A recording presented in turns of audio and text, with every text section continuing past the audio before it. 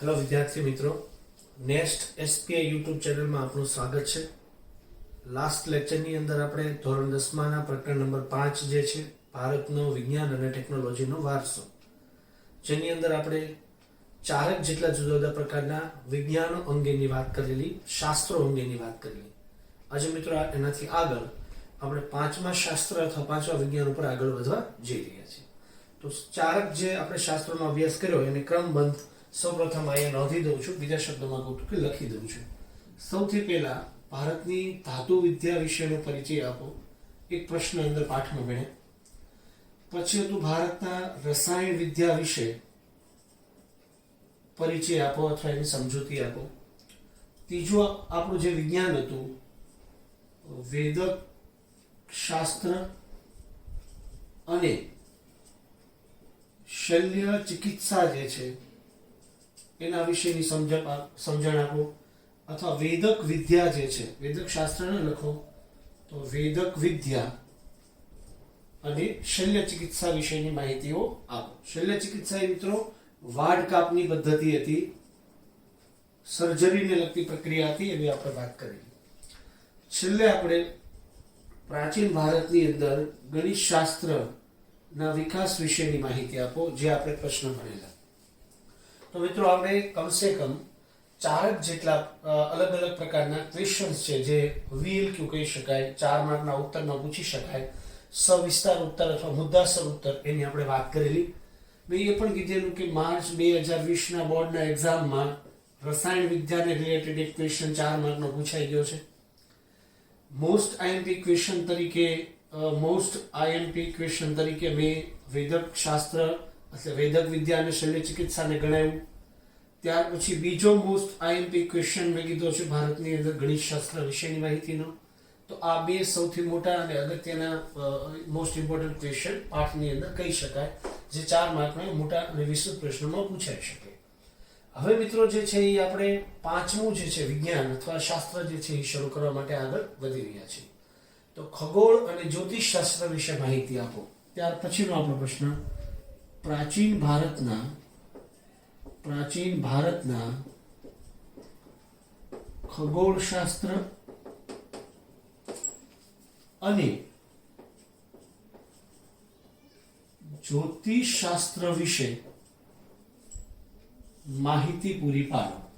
તો એક સાથે મિત્રો બે શાસ્ત્રોને અહીંયા આવરી લીધા છે. હવે તમને એવું થાય કે શું બંને શાસ્ત્રો સરખા છે, શું બંને પ્રકારના શાસ્ત્રોના આ એકબીજાના સામાનાર્થી નામ છે? તો મિત્રો બિલકુલ નથી. ખગોળ શાસ્ત્ર એક અલગ વસ્તુ છે, જ્યોતિષ શાસ્ત્ર એક અલગ વસ્તુ છે. બંને શાસ્ત્રને એકબીજા સાથે સંબંધ છે ને, એ સૌથી મહત્વની બાબત છે.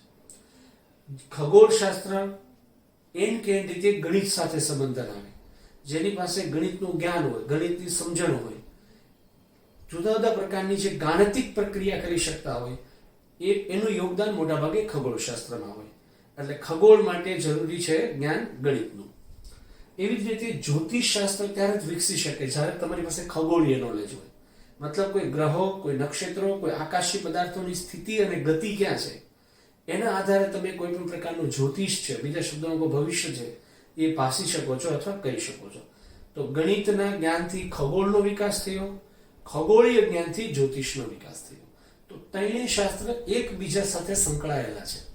તો ગણિતની એક પર્ટિક્યુલરલી આપણે ટૂંક નોંધ ભણી આખી મોટી.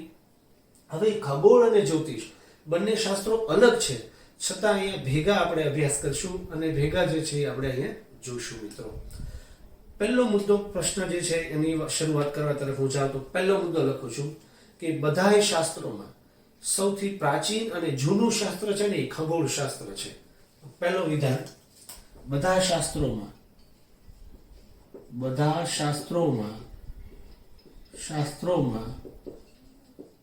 સૌથી પ્રાચીન, કૌંસમાં લખું છું જૂનું શાસ્ત્ર એટલે ખગોળ શાસ્ત્ર. જો મિત્રો આ એક મુદ્દો ખાસ યાદ રાખવા જેવો છે. 4 માર્કની બહાર જઈને જો કોઈ ક્વેશ્ચન પૂછાણો અને હેતુલક્ષીમાં તમે ગયા તો આ વસ્તુ યાદ રાખવી જોશે કે બધા શાસ્ત્રોમાં સૌથી પ્રાચીન શાસ્ત્ર કયું છે તો મિત્રો આપણે કહી શકીએ ખગોળશાસ્ત્ર. જૂનામાં જૂનું શાસ્ત્ર કયું છે મિત્રો? તો કે ખગોળશાસ્ત્ર. પ્રાચીન ભારતની અંદર ખગોળશાસ્ત્રના અનેક પ્રકારના ગ્રંથો લખાણા અને એનો વ્યવસ્થિત અને પદ્ધતિસરનો અભ્યાસ પ્રાચીન ભારતની વિશ્વ વિદ્યાપીઠોમાં થતો હતો. મિત્રો યાદ કરો, તમે સૌપ્રથમ મેં એક તપ્તશિલા વિશે માહિતી આપી.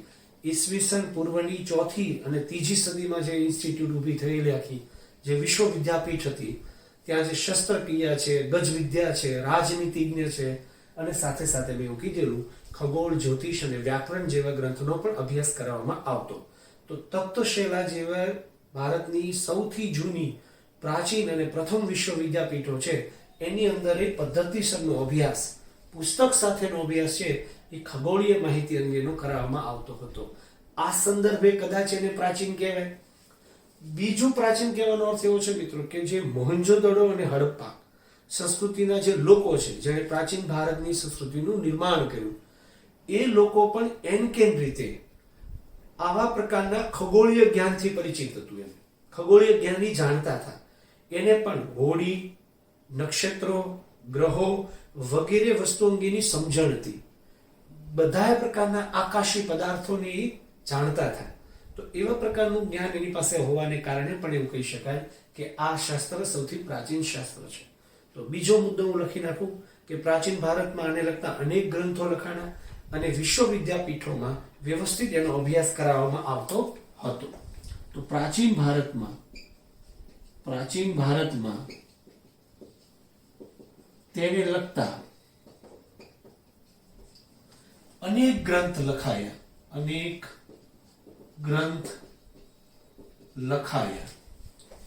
અને પ્રાચીન ભારતની વિશ્વ વિદ્યાપીઠમાં કાઉન્સના વિદ્યાપીઠનું નામ લખી નાખું છું, તખ્તશિલામાં તેનો વ્યવસ્થિત અભ્યાસ કરાવવામાં આવતો. અભ્યાસ જે છે એ કરાવવામાં આવતો હતો, એવો આપણે શબ્દ વાપરી શકીએ છીએ. તો પ્રાચીન ભારતની વિશ્વ વિદ્યાપીઠ આપણે કહીએ છીએ તખ્તશિલા, એની અંદર પણ એનો અભ્યાસ જે છે એ થતો હતો અથવા કરાવવામાં આવતો હતો, એવું આપણે કહી શકીએ છીએ. મિત્રો, ખગોળશાસ્ત્રની મુખ્ય વિષય વસ્તુ શું છે? ખગોળશાસ્ત્રમાં ખરેખર હોય છે શું? તો કે પહેલા તો ગ્રહો અને એની ગતિ, ત્યાર પછી નક્ષત્રો અને ત્યાર પછી અન્ય જે અવકાશી પદાર્થો છે, તારાઓથી માંડીને બધી વસ્તુ, તો આ બધાનું જે સ્થાન છે, એની જે ગતિ છે, એની જે ભ્રમણ કક્ષા છે, આ બધી વસ્તુની સમજણ જે શાસ્ત્ર આપે ને, એ શાસ્ત્રને મિત્રો આપણે ખગોળશાસ્ત્ર તરીકે ઓળખી શકીએ છીએ. તો એની વિષય વસ્તુ લખું છું: ગ્રહો અને તેનું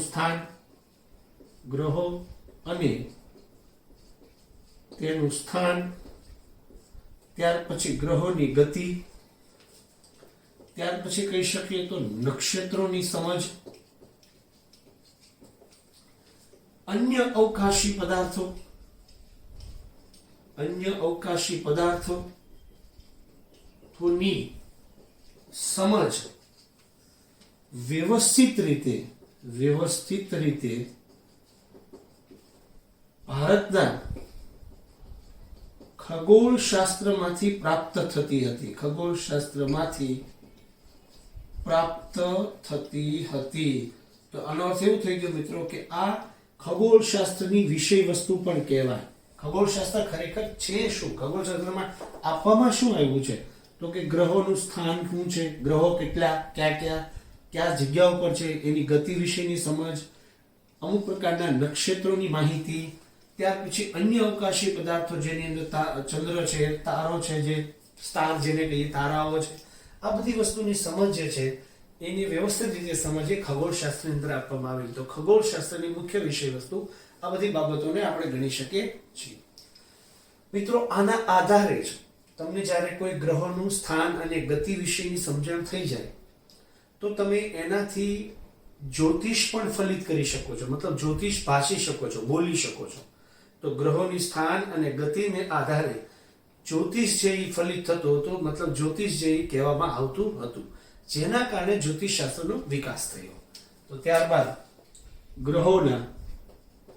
ગ્રહોના સ્થાન અને ગતિના આધારે, તો એનો અર્થ એવો થયો કે ખગોળીય માહિતીના આધારે, ખગોળીય માહિતીમાં આપણે ખ્યાલ આવ્યો ને કે ગ્રહો કયા છે, ક્યાં છે, એનું સ્થાન કેવું છે, એની ગતિ કેવી છે, તો ગ્રહોના સ્થાન અને ગતિને આધારે જ્યોતિષ ફલિત થતું હતું. જ્યોતિષ ફલિત થતું હતું મતલબ જ્યોતિષ ભાસવામાં આવતું હતું, કહેવામાં આવતું હતું, જેના કારણે જ્યોતિષ શાસ્ત્રનો વિકાસ થયો. મતલબ ભારતની અંદર જ્યોતિષ શાસ્ત્ર વિકસ્યું. તો જ્યોતિષ શાસ્ત્રના વિકાસમાં કોનું યોગદાન છે? તો કે ખગોળ શાસ્ત્રનું. ખગોળ શાસ્ત્રને કારણે, ખગોળીય પરિસ્થિતિઓની સમજણને કારણે ભારતની અંદર જ્યોતિષ શાસ્ત્ર નામનો ગ્રંથ છે એ આગળ વધ્યો, બીજા શબ્દોમાં કહું વિકસ્યો. મિત્રો, આની અંદર સૌથી વધુ સારું યોગદાન પૂરું પાડનાર વ્યક્તિઓની અંદર આપણે આર્યભટ્ટને મૂકી શકીએ. ભારતનો પ્રથમ ઉપગ્રહ જે આપણે તરતો મૂક્યો, જેના નામ ઉપરથી નામ રાખ્યું છે એ છે આર્યભટ્ટ. તો આર્યભટ્ટ એ ઉપગ્રહનું નામ પણ રાખ્યું આપણે, પ્રથમ અવકાશીય ઉપગ્રહનું. અને આર્યભટ્ટે ખગોળ ક્ષેત્રે પણ સૌથી મોટું યોગદાન આપ્યું છે. જુદા જુદા પ્રમાણમાં સંશોધન કરેલું આપણને જોવા મળે છે. તો એક વિધાન એ પણ લખી નાખું. ભારતનો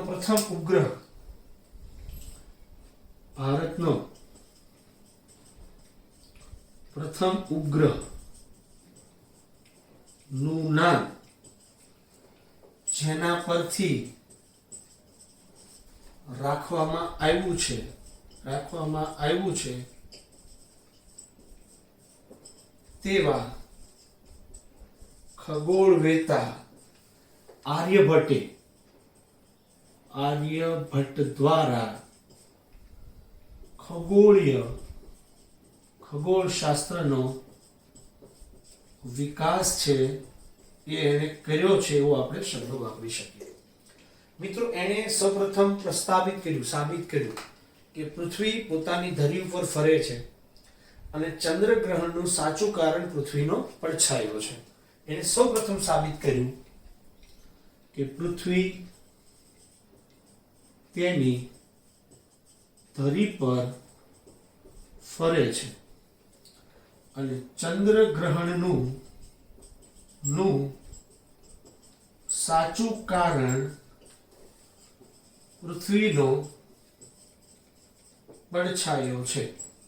આ સૌપ્રથમ સાબિત જે છે એ આર્યભટ્ટે કરેલું જોવા મળે છે.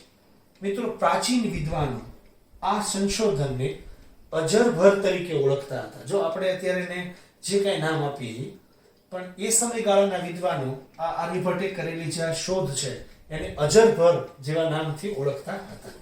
પ્રાચીન વિદ્વાનો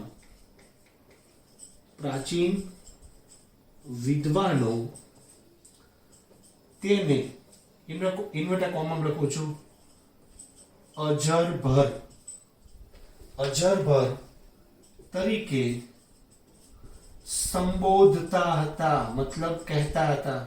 પ્રાચીન વિદ્વાનો આર્યભટ્ટે કરેલી જે આ શોધ છે એ શોધને અજરભર તરીકે ઓળખતા હતા. બીજા અર્થમાં કહું, એને સંબોધતા હતા. આર્યભટ્ટે આર્ય સિદ્ધાંત નામના ગ્રંથની રચના કરી. મિત્રો, આની પહેલાનો મેં ટોપિક ભણાવ્યો, યાદ કરો. મેં આર્યભટ્ટના 3 પુસ્તકોના નામ લખ્યા હતા: આર્યભટ્ટિયમ, 10 ગીતિકા અને આર્ય સિદ્ધાંત. એમાં હું બોલ્યો હતો કે આર્યભટ્ટિયમ અને 10 ગીતિકા એ ગણિત શાસ્ત્રને લગતા ગ્રંથો છે, જ્યારે આર્ય સિદ્ધાંત એ ખગોળ અને જ્યોતિષને લગતો ગ્રંથ છે. તો આર્યભટ્ટે ગણિત ક્ષેત્રે યોગદાન આપ્યું, એને લગતા 2 ગ્રંથો લખ્યા અને એ પણ ગણિત શાસ્ત્રના પિતા કહેવાના એના યોગદાનને કારણે. પછી એને ગણિતના જ્ઞાનનો ઉપયોગ કરીને ખગોળીય ક્ષેત્રે પણ ઘણા બધા પ્રકારની કામગીરીઓ કરી અને એમનું એક મહત્વનું પુસ્તક છે. એ પુસ્તકનું નામ છે આર્ય સિદ્ધાંત, જે મેં લાસ્ટ લેક્ચરમાં સમજાવેલું.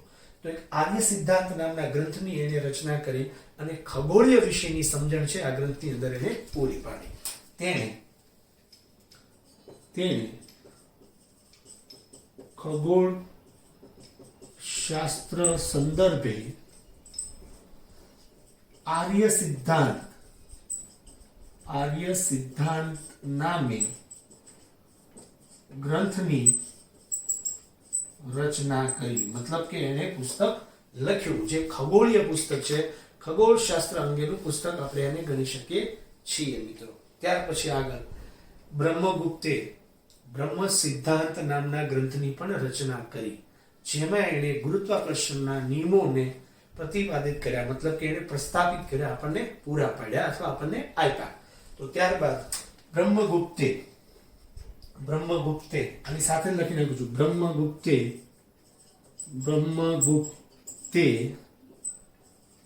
બ્રહ્મ સિદ્ધાંત નામના ગ્રંથમાં નામે ખગોળ શાસ્ત્ર અંગે ગ્રંથ લખ્યો, જેમાં તેણે ગુરુત્વાકર્ષણના શબ્દ લખું છું, ગુરુત્વાકર્ષણના નિયમો બતાવ્યા, બીજા શબ્દોમાં કહું દર્શાવ્યા હતા. આ થઈ ગયું ખગોળ વિશેની માહિતી, જે બેઝિકલી આર્યભટ્ટ અને બ્રહ્મગુપ્તની આજુબાજુની માહિતી કહેવાય. મિત્રો યાદ રાખજો, ફરી વખત હું આ શબ્દ લખીને આની ઉપર બોક્સ બનાવી નાખું છું. આર્ય સિદ્ધાંત નામનો ગ્રંથ કોણે લખ્યો? આર્યભટ્ટે. બ્રહ્મ સિદ્ધાંત નામનો ગ્રંથ કોણે લખ્યો? તો કે બ્રહ્મગુપ્તે. જે બંને ખગોળીય ગ્રંથ છે. બ્રહ્મગુપ્તે કઈ વસ્તુનું સંશોધન કર્યું, પ્રસ્થાપિત કર્યું? તો કે ગુરુત્વાકર્ષણના નિયમો અંગેની સમજણ આપી. તો આ એક વસ્તુ જે છે એ મિત્રો હું અહીં નોંધું છું. બ્રહ્મગુપ્તે ગુરુત્વાકર્ષણ અંગેના નિયમોની સમજ આપી. એનાથી આગળ આર્યભટ્ટે કયા પ્રકારના ખગોળ ક્ષેત્રે કામગીરી કરી? તો એને સાબિત કર્યું કે પૃથ્વી પોતાની ધરી ઉપર ફરે છે અને ચંદ્રગ્રહણનું સાચું કારણ પૃથ્વીનો પડછાયો છે, એ સૌપ્રથમ પ્રસ્થાપિત કરવાનું કામ કોણે કરી દીધું? તો કે આર્યભટ્ટે. આર્યભટ્ટે જે આ સંશોધન કર્યું એને પ્રાચીન વિદ્વાનો કયા નામથી ઓળખતા હતા? અજરભર તરીકે ઓળખતા હતા. આ સિદ્ધાંતને એને કરેલા સંશોધને અજરભર એવું નામ આપવામાં આવેલું. તો એવું પણ કહી શકાય મિત્રો કે ભારતનો પ્રથમ ઉપગ્રહ જે અવકાશીય ક્ષેત્ર તરતો મૂક્યો એનું નામ શું રાખવામાં આવ્યું હતું? તો કે આર્યભટ્ટ રાખવામાં આવ્યું હતું. શું કામ એ ઉપગ્રહનું નામ આર્યભટ્ટ રાખ્યું? કારણ કે આર્યભટ્ટે ખગોળીય અને અવકાશી ક્ષેત્રે જુદા જુદા પ્રકારનું સંશોધન કાર્ય કરેલું છે અને એને જુદા જુદા પ્રકારના સંશોધનો પણ કરીને આપણે સિદ્ધાંતો આપ્યા છે અને પુસ્તક પણ લખ્યું છે, નામ છે આર્ય સિદ્ધાંત. તો મિત્રો આ થઈ બે વ્યક્તિઓની માહિતી, જેની અંદર આર્યભટ્ટ અને બ્રહ્મગુપ્ત જેવા વિદ્વાનોની માહિતી થઈ. ત્યાર પછી ખગોળશાસ્ત્રની વિષય વસ્તુ શું છે એને લગતો એક આ મુદ્દો આપણી સામે આવ્યો કે ખગોળ ક્ષેત્ર શેના ઉપર આધારિત છે? તો કે જે વિષય વસ્તુ છે ખગોળશાસ્ત્રની એની માહિતી આની અંદર મેં તમને પૂરી પાડી છે. ખગોળશાસ્ત્ર પ્રાચીન છે એના સંદર્ભે મેં 3 મુદ્દાઓ મિત્રો તમને લખીને બતાવ્યા છે કે પ્રાચીન વિશ્વ વિદ્યાપીઠોમાં એનો અભ્યાસ થતો હતો અને અનેક પ્રકારના ગ્રંથો, આ શબ્દ ભૂલાયેલો છે, પ્રાચીન ભારતમાં અનેક પ્રકારના ગ્રંથો ખાસ કરીને ખગોળશાસ્ત્ર વિશે લખાયેલા આપણને જોવા મળે છે. તો આટલી માહિતી ખગોળશાસ્ત્ર વિશે પ્યોર થઈ. હવે એનાથી આગળ જ્યોતિષશાસ્ત્ર એની સાથે જ મેં જોડ્યું છે. જો તો હું થોડી ખગોળશાસ્ત્રથી આગળ વધીને જ્યોતિષશાસ્ત્ર વિશેની વાત પણ આ જ મુદ્દાની અંદર કરી દઉં, કારણ કે આ બધી પૂરેપૂરી માહિતી કેવી થઈ? ખગોળીય થઈ, ખગોળશાસ્ત્ર સાથે સંકળાયેલી, જોડાયેલી થઈ. જ્યોતિષની પર્ટિક્યુલરલી વ્યક્તિગત માહિતી હજી મેં તમને આપી નથી. હા, એક શબ્દ વાપરી નાખ્યો છે, ગ્રહોના સ્થાન અને ગતિને આધારે જ્યોતિષ ફલિત થતું હતું, જેના કારણે જ્યોતિષશાસ્ત્રનો શું થયો? વિકાસ થયો. તો જ્યોતિષશાસ્ત્રનો વિકાસ ક્યાંથી થયો? તો કે ખગોળશાસ્ત્ર ઉપરથી. તો ત્યાર પછી આપણે સીધા હવે જઈએ જ્યોતિષશાસ્ત્ર ઉપર. આ બધું ચેકી નાખું છું. ત્યાર પછી આપણે જઈએ છીએ જ્યોતિષશાસ્ત્ર ઉપર.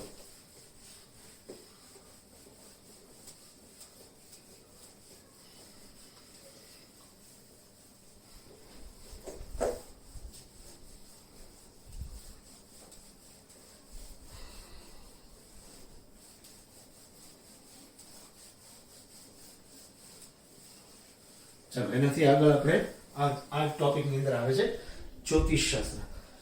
તો ફરી વખત પહેલું વિધાન ને સીધે સીધો અહીંયા મૂકી દઉં કે ગ્રહોની ગતિ સ્થાનના આધારે જ્યોતિષ ફલિત થતું હતું બીજો મુદ્દો લખું છું, ખગોળશાસ્ત્રના જ્ઞાન ઉપરથી જ્યોતિષ શાસ્ત્રનો જન્મ થયો. તો બંને શાસ્ત્રો એકબીજા ઉપર આધારિત છે, બીજા શબ્દોમાં કહું તો કે અવલંબી છે. મિત્રો, જ્યોતિષ શાસ્ત્રમાં સૌથી મોટું યોગદાન પૂરું પાડનાર ગુપ્ત યુગના મહાન જ્યોતિષ શાસ્ત્રી છે, ખગોળવેતા છે, અને એ છે વરાહમિહિર. તો વરાહમિહિરનું યોગદાન પ્રાચીન ભારતના ખગોળ અને જ્યોતિષ ક્ષેત્રે સૌથી અગત્યનું છે. તો વરાહમિહિરે પ્રાચીન ભારતમાં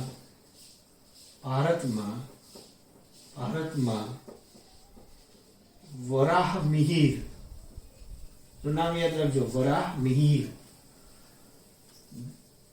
પ્રાચીન ભારતમાં વરાહમિહિર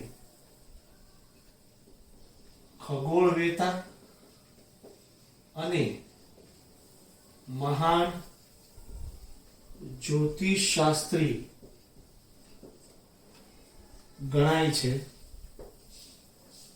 બીજા શબ્દોમાં કહું થઈ ગયા છે. મિત્રો, આ ગુપ્ત યુગના સમયની હું વાત કરું છું, યાદ રાખજો. ગુપ્તકાલીન સમયમાં વરાહમિહિર થયા કે જેને સૌથી વધુ સારા જ્યોતિષ શાસ્ત્ર તરીકે ઓળખવામાં આવે છે. મિત્રો, હવે જ્યોતિષ શાસ્ત્રને 3 ભાગમાં વિભાજિત કર્યું: તંત્ર, વહોરા અને સંહિતા. તેને જ્યોતિષ શાસ્ત્રને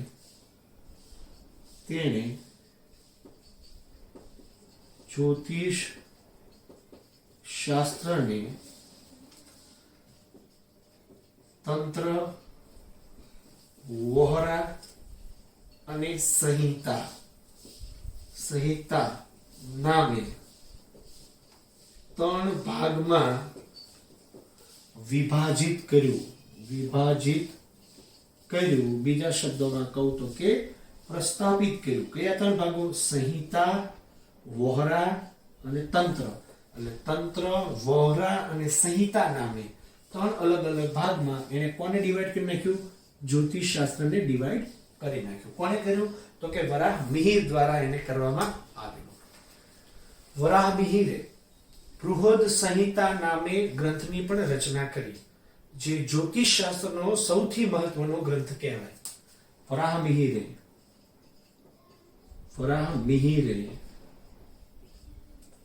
જ્યોતિષ શાસ્ત્ર અંગેનો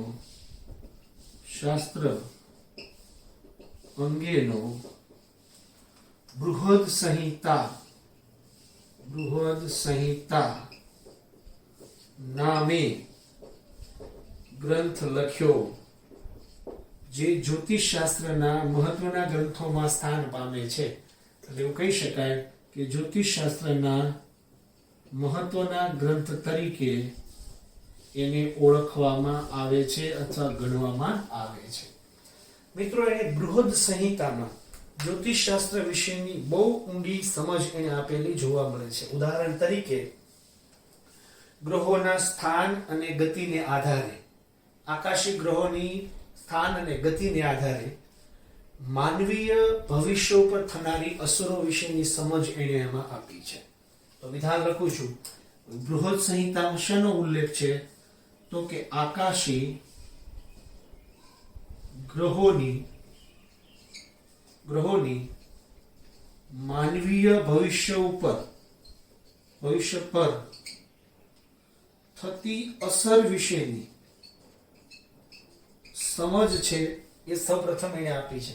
તો માણસનું જે ભવિષ્ય છે એ વાંચવાનું કામ બૃહદ સંહિતાની અંદર કર્યું કે ભાઈ કોઈ ગ્રહોની અસર માણસ ઉપર કઈ રીતે થાય, કેવા પ્રકારની થાય, સારી થાય તો કે ખરાબ થાય વિશેની સમજણ જે છે એ આપેલી છે. મનુષ્યના લક્ષણો, પ્રાણીના વર્ગો વિશેની સમજ પણ આ ગ્રંથમાં આપી છે. મનુષ્યના લક્ષણો,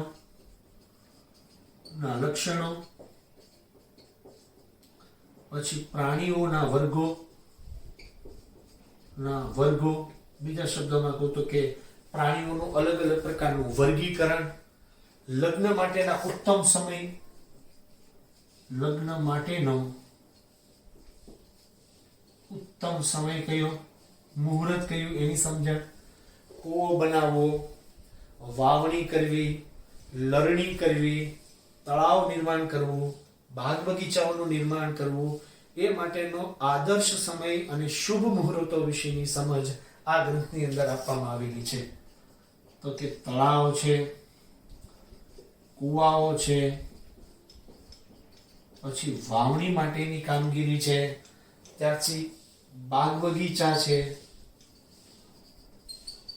વગેરેના નિર્માણ માટેના સારા સમય કે શુભ મુહૂર્તોની વાત અહીં કરવામાં આવી છે. તો મિત્રો, બૃહદ સંહિતાની વિષય વસ્તુ શું છે? રિપીટ હું બોલી જાઉં.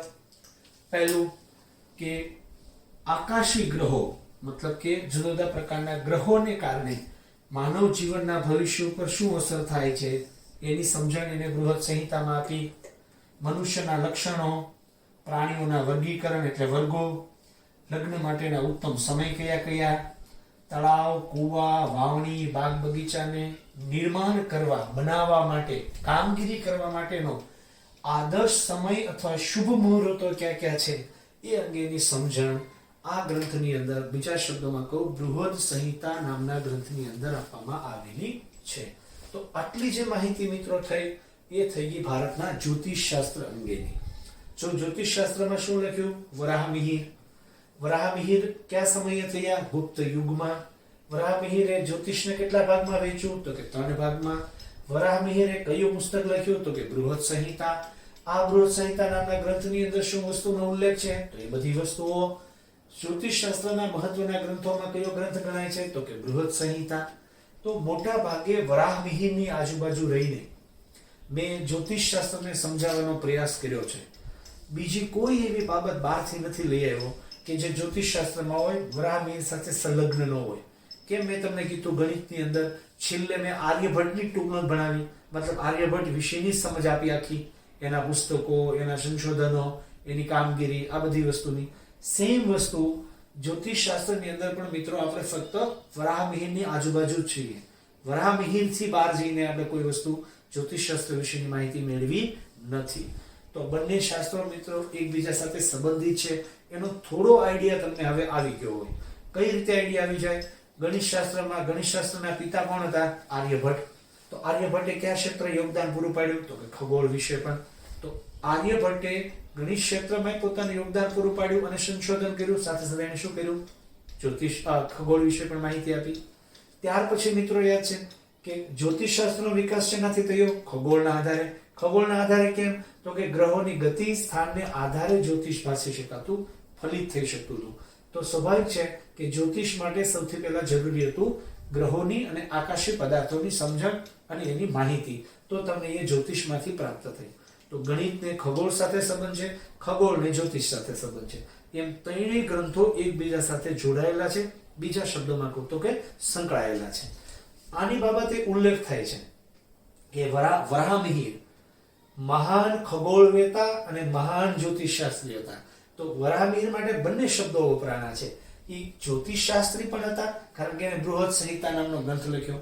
સાથે સાથે એને ખગોળની પણ સમજણી હતી અને એ સમજણને કારણે તો એ શ્રેષ્ઠ જ્યોતિષશાસ્ત્રી બની શક્યા, મતલબ ભવિષ્યને પાકી શક્યા. ગ્રહો અને નક્ષત્રોને આધારે બીજાનું ભવિષ્ય બોલી શક્યા. તો એની પણ પૂરતી સમજણ એની પાસે હતી, એટલે એની માટે ખગોળવેતા શબ્દ જે છે એ મૂકવામાં આવેલો છે. તો મિત્રો આ આપણો થયો 5મો શાસ્ત્ર અને 5મો બાબતને લઈને પાઠની અંદર અગત્યના ટોપિકોમાં. આ ઉપરાંત મિત્રો આ જ પાઠની અંદર ઘણા બીજા બધા શાસ્ત્રોના નામ લખ્યા છે, જેને નામ આપ્યું છે અન્ય શાસ્ત્ર. તો થોડાક શાસ્ત્રો વિશેના નામ અને માહિતીઓને અહીંયા લખી નાખીએ, એટલે તમને એ ક્યાંક હેતુલક્ષીની અંદર પૂછાય તો થોડો ખ્યાલ રહે. બાકી કોઈ પ્રશ્નની અંદર એને મૂકવામાં આવ્યા નથી, મતલબ સ્થાન આપવામાં આવ્યું નથી. નહીતર હું એ પ્રશ્નની સાથે જ તમને એ બધા ગ્રંથો વિશેની માહિતી અથવા નામ લખી દે પણ ટેક્સ્ટ બુકની અંદર જ તે એક બોક્સ બનાવીને માહિતી આપવામાં આવી છે. આ ખગોળ, જ્યોતિષ, ગણિત, રસાયણ, ધાતુ વગેરેના પ્રશ્નની અંદર કે એની ટુકડોની અંદર એ ગ્રંથોના નામનો ઉલ્લેખ કરવામાં આવેલો નથી. એટલે માહિતી સાવ અલગ છે. તો હું એને અલગ સ્વરૂપમાં અહીંયા તમને સમજાવું છું અથવા તમને માહિતી આપી દઉં છું. તો ત્યાર પછીનો આપણો પ્રશ્ન છે અથવા જે માહિતી છે એ શું છે? અન્ય વિજ્ઞાન અથવા અન્ય ગ્રંથો વિશે માહિતી આપો. અન્ય વિજ્ઞાન, અન્ય વિજ્ઞાનના ગ્રંથો વિશે માહિતી આપો અથવા સમજાવો. તો અન્ય ગ્રંથો એટલે બીજા કયા બધા ગ્રંથો છે? તો વન બાય વન એક પછી એક આપણે માહિતી લેતા જઈએ. સૌથી પહેલું, બ્રાભાવ્ય પંચાલે પ્રજનન શાસ્ત્રની રચના કરી. જે ગ્રંથનું નામ અહીં આપ્યું છે નંબર 1, બ્રાભાવ્ય પંચાલે પ્રજનન શાસ્ત્ર ગ્રંથની રચના કરી. તો મિત્રો આ વ્યક્તિનું નામ છે, આ ગ્રંથનું નામ છે. તો વાભાવ્ય પંચાલ નામના વ્યક્તિએ ગ્રંથ લખ્યો જેનું નામ છે પ્રજનન શાસ્ત્ર. તો આ પહેલો ગ્રંથ છે, વાભાવ્ય પંચાલે પ્રજનન શાસ્ત્રની રચના કરી. ચક્રપાણી દત્તે ચિકિત્સા સંગ્રહની રચના કરી. ચક્રપાણી દત્ત નામના વ્યક્તિએ ચિકિત્સા સંગ્રહની રચના કરેલી છે. તો એ ગ્રંથનું નામ આપ્યું છે ચિકિત્સા સંગ્રહ. લખનાર કોણ હતા? તો કે આપણે કહી શકીએ ચક્રપાણી દત્ત. વાત્સાયને કામસૂત્રની રચના કરી. વાત્સાયને કામસૂત્ર, બીજી ભાષામાં કહું તો કે કામશાસ્ત્ર નામના ગ્રંથની રચના કરેલી આપણને જોવા મળે છે. તો વાત્સાયને કામશાસ્ત્ર નામના ગ્રંથની રચના કરી. મહામુનિ પરાશરે વૃક્ષ આયુર્વેદની રચના કરી. નંબર 4, મહામુનિ પરાશરે વૃક્ષ આયુર્વેદની રચના કરી. નંબર 5, મહર્ષિ પતંજલિએ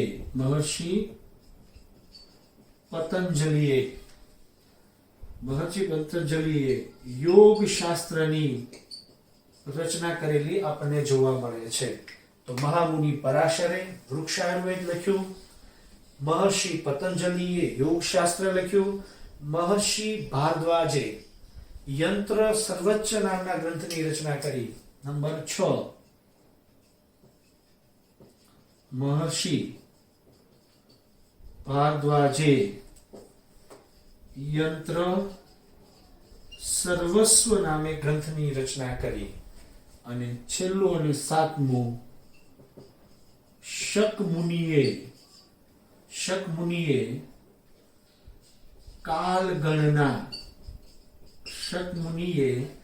કાલગણના નામે ગ્રંથની રચના કરેલી જોવા મળે છે. તો મિત્રો અન્ય ગ્રંથોમાં એટલા નામ છે. હેતુલક્ષીની અંદર પછી ખાસ કરી ખરા ખોટા ખાલી જગ્યામાં જ્યારે ટેસ્ટની અંદર પૂછે તો આ બધી વસ્તુ થોડી અગત્યની રહેશે, મહત્વની રહેશે. આ ગ્રંથોની માહિતી ક્યાંય મિત્રો કોઈ મોટા પ્રશ્નોમાં આપી નથી, લખી નથી, એટલે તમને ત્યાં કાંઈ લખવાની કોઈ જરૂર નથી. જો બ્લુપ્રિન્ટ બહાર જઈને કોઈ ક્વેશ્ચન આન્સર બનાવવામાં આવે, મતલબ 4 માર્કનો પ્રશ્ન ન પૂછે અને 4 માર્ક બીજી વસ્તુમાં ડાયવર્ટ કરવામાં આવે, ખરા ખોટા ખાલી જગ્યા જોડકા 1 માર્ક 2 માર્ક વગેરેમાં, તો આ વસ્તુ પૂછાઈ શકે. અન્યથા 4 જ માર્કનો આ પાઠમાંથી પ્રશ્ન પૂછવાનો હોય તો અન્ય ગ્રંથો વિશેની કોઈ માહિતી પૂછાશે નહીં અથવા માહિતી પૂછવામાં આવશે પણ નહીં.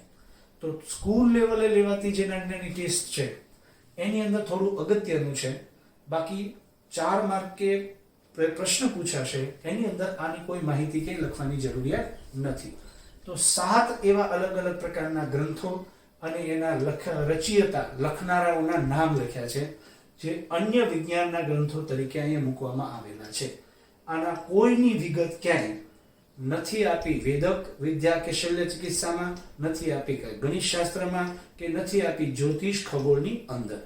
આ બધા અલગ રીતે રજૂ કરવામાં આવેલા છે. મૂકી શકાત, જો એને મૂક્યું હોત તો વૈદક વિદ્યા અને શલ્ય ચિકિત્સામાં પ્રજનન શાસ્ત્ર, ચિકિત્સા સંગ્રહ બંને મૂકી શકે, પણ ત્યાં મૂકવામાં આવેલા નથી.